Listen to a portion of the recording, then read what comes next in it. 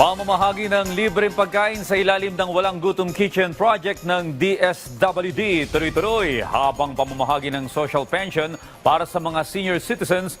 Binilisan din si Clazel Pardilla sa detalye.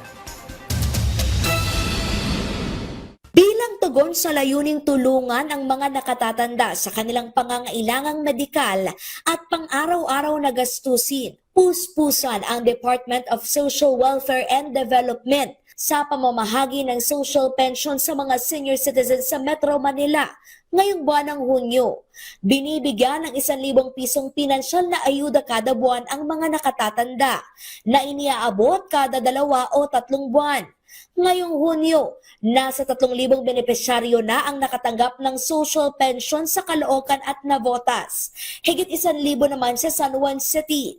Para mapatatag pa ang supply ng pagkain at matulungan ang mga magsasaka at mangingisda, papalo na sa 372,000 na mga magsasaka at mangingisda ang natulungan sa Project Lawa at binhi ng DSWD. Binibigyan ng cash for training o work ang mga benepisyaryo. Nakatatanggap sila ng minimum wage na sahod habang tinuturuan ng tamang pagtatanim, pagpapatubig at mga estratehiya para mapasigla ang ani sa harap ng nagbabagong panahon. Patuloy ang paghatid ng mainit at masustansyang pagkain ng Walang Gutom Kitchen ng DSWD.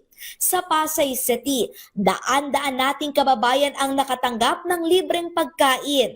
Sa pakikipag-ugnayan ito ng DSWD, pribadong grupo at mga volunteers na tumutulong sa pagluluto at pagbibigay ng masustansyang pagkain sa mga pinakamahirap na Pilipino. Clazel Pardilla para sa Pambansang TV sa Bagong Pilipinas.